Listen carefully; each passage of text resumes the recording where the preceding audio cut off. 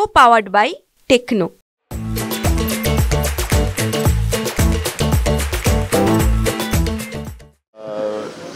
या सगळ्या प्रश्नाला टार्गेट केलं जातं असं मला वाटतं. महायुतीमध्ये किती गडबडी आहे त्याच्यावर चर्चा नाही, त्यांचा मुख्यमंत्री कोण बनणार आहे त्याच्यावर चर्चा नाही आहे. त्यांनाही थोडंसं विचारा त्यांचा मुख्यमंत्री कोण राहणार. त्याच्या नेतृत्वात ऑलरेडी तो मुख्यमंत्री त्या नेतृत्वात लढणार. नंतर काय, आखरी महाविकास आघाडी आणि महायुती या तीन पक्षांनी तयार झालेले संघटना आहे आणि या सगळ्या याच्यामध्ये अलायन्स म्हटलं की हे सगळे प्रश्न चालत राहतात आणि त्याच्यामुळे आम्ही थोड्याच दिवसात आमच्या जागा वाटपाचे फॉर्म्युले तयार होतील. आम्ही तुमच्या समोर येऊ आणि आम्ही त्या ठिकाणी आमचं जे काही वाटप होईल ते आम्ही तुम्हाला सांगू. किती जागांवरती महाविकास आघाडीचा नाही, कुठेही अडलेलं नाही. आपली प्रत्येक जागेवर चर्चा करावं लागतात आणि त्याच्या आधारावर कोणाचे कॅन्डिडेट कुठे चांगले निवडून येऊ शकतात ही त्याच्यातली महत्त्वाचा भाग असतो आणि म्हणून त्यावेळी थोडा वेळ लागतो.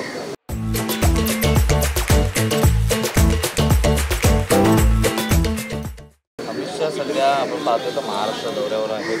महाराष्ट्र दौऱ्यात ते संपूर्ण विधानसभेचा आढावा घेताना पाहायला मिळाला. जेवढे अमित शहा आणि मोदीजी महाराष्ट्रात येतील त्याचा फायदा महाविकास आघाडीलाच होणार आहे.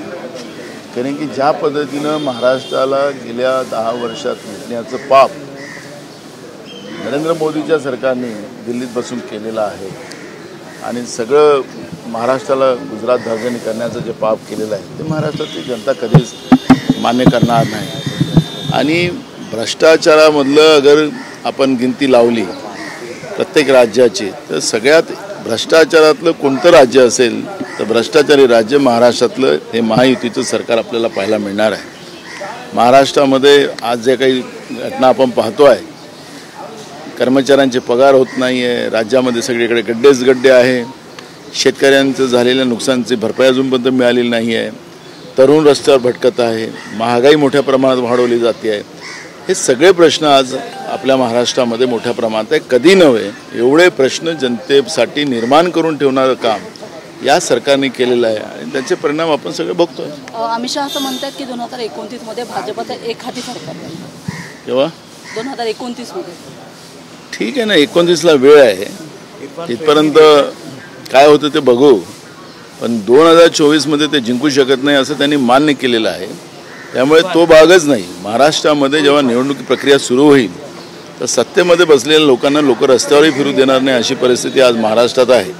त्यामुळे ते देशाचे गृहमंत्री आहेत, त्यांचा जो सगळा रिपोर्ट असेल आणि त्या आधारावर त्यांनी ते वक्तव्य केलं असेल. महाविकास आघाडीचा सर्वे आलाय त्यामध्ये देखील काँग्रेसला सीट जास्त मिळतील असा हा सर्वे सांगतो. बघा, मूळ प्रश्न महाविकास आघाडी 288 जागेवर लढणार आणि जवळपास 200च्या वर जागा या महाविकास आघाडीला आपल्याला मिळताना पाहणार आपल्याला दिसेल आहे.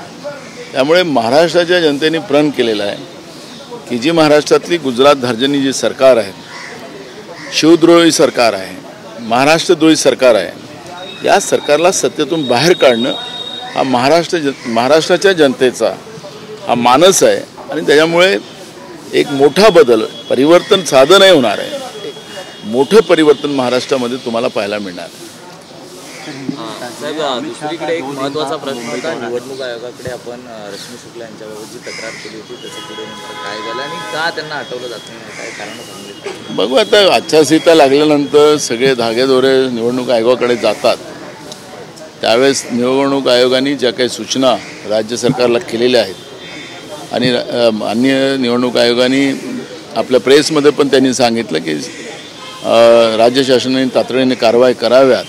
नाही केलं तर निवडणुकांच्या जेव्हा आचारसंहिता लागेल त्यावेळेस सगळे सूत्रच आयोगाकडे जातात, त्यावेळेस हे सगळ्या कारवाई होतील. एक बार हिंदी में बता दीजिए, अमित शाह का मुंबई दौरा था, विधानसभा चुनाव के पहले जिस तरीके से दौरा बढ़ा जा रहा है, आप किस तरीके से देखते हैं महाविकास आघाड़ी को, क्या इससे नुकसान होगा या कैसे फायदा? देखो, अमित शाह और मोदी जी ये बार बार महाराष्ट्र में आ रहे हैं.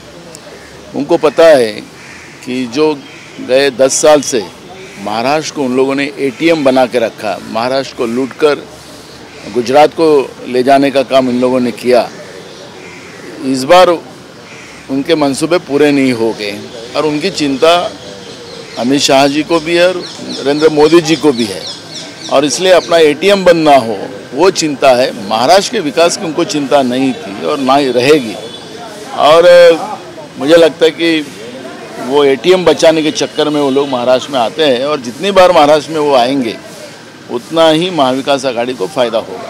बीते दिनों महाविकास आघाड़ी की बैठक हुई सीट शेयरिंग को लेकर, विधानसभा की तैयारी होने पहले क्या जो है निर्णय लिया गया, कौन सी सीट? अभी नहीं, सीट चर्चा चल रही है और चर्चा से उसमें रास्ता बनेगा। जब चुनाव डिक्लेयर हो गए तब तक हम लोगों के सीट शेयरिंग का इशू क्लोज हो जाएगा। सीट पर मतभेद जो है देखा कोई मतभेद नहीं है, ऑलरेडी हर सीट पे डिस्कशन करके कि कौन से दल को सीट देने से वहाँ जीत के आ सकती है उसकी चर्चा हम लोग कर रहे हैं, इसलिए थोड़ा समय लग रहा है। कांग्रेस कितनी सीटों पर जो है चुनाव लड़ेगी? 288 सीटों में महाविकास आघाडी करके 288 सीटें लढेंगे। नाना अंबानींनी काल मातोश्रीवर आधी भेट घेतली, त्यानंतर त्यांनी वर्षा निवासस्थानी सुद्धा भेट घेतलेली आहे।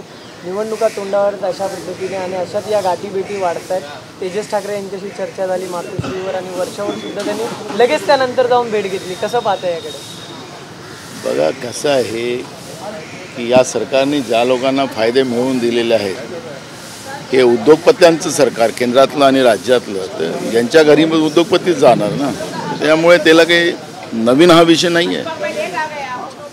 को पावर्ड बाय टेक्नो।